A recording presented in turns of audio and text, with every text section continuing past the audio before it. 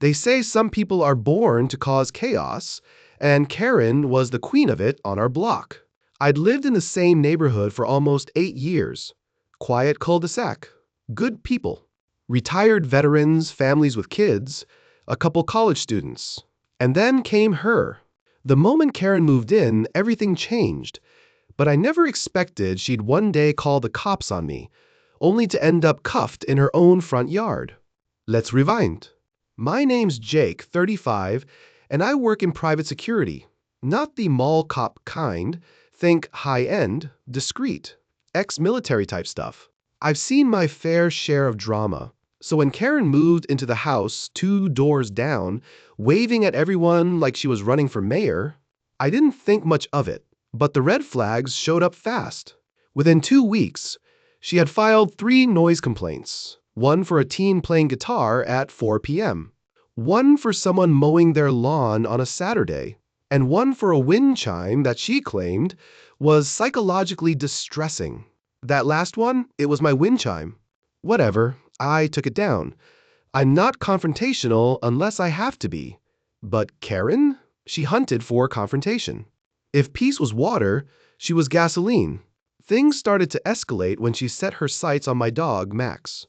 Max is a 90-pound German shepherd, trained, obedient, absolute sweetheart. I'd rescued him after a tour overseas, and we've been inseparable since. Karen, however, claimed he was a threat to public safety. Her evidence? Max barking once when a raccoon ran across our yard. She started taking photos of him, shouting across the fence when I'd let him out. And once, no joke, she stood on the curb with a tape measure, trying to prove my backyard fence wasn't high enough. That's when I started documenting everything. I installed cameras, front, back, driveway. I started saving all her notes she left, 3 more about violations involving lawn height and aggressive fence posture, and made sure every interaction was recorded, just in case. And then came the incident. It was a Tuesday. I remember because it was garbage day, and I'd taken Max for an early walk before work. We came back, everything normal, until I saw Karen standing in my driveway, phone in hand, filming. She looked furious. "Your dog attacked me," she said, "before I even opened the gate." "What?" I blinked. "He lunged at me," she insisted. "I have it on video. He's dangerous. I'm calling the police." Now, Max was right next to me, calm as ever, leash in my hand. He hadn't even barked. I knew what this was, a setup. I stayed calm. "You're trespassing. Please leave my property." She didn't. Instead, she dialed 911.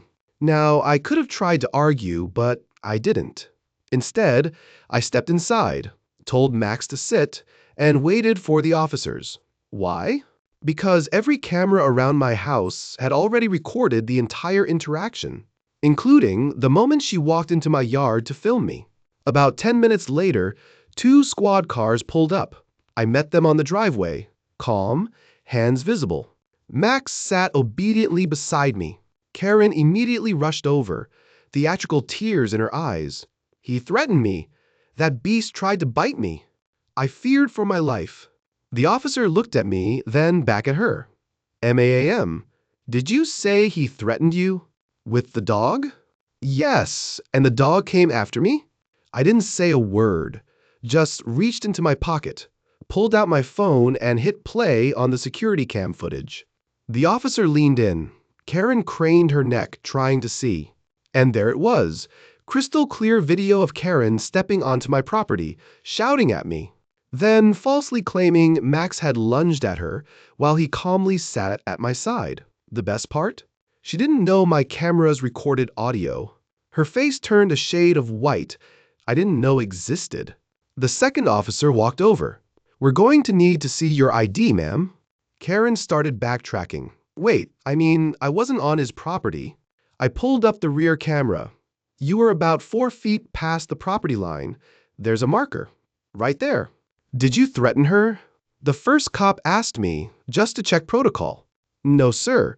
I've got audio from 4 angles. Would you like the rest of the files?" Karen started getting louder. "This is harassment. He's lying." He doctored the footage. He has a dangerous animal. The officer held up a hand. MAAM, you filed a false report. You entered private property. We've got video. You're being placed under arrest for filing a false police report and trespassing. When I tell you the look on her face as those handcuffs clicked shut, priceless. But it didn't stop there.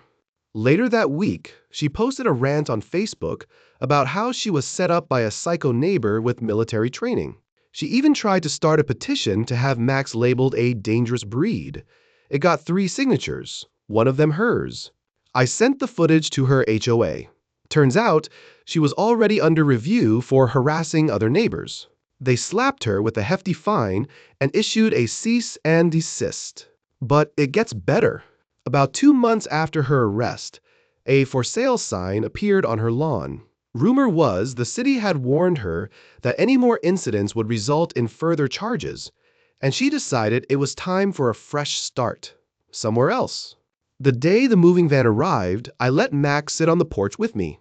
He watched quietly as she left, tail wagging. Moral of the story? If you're going to lie, don't do it in front of 4 security cameras. And definitely don't pick a fight with a man who trains security personnel for a living. Our dream is to hit 1,000 subscribers. With your help, we can make it happen.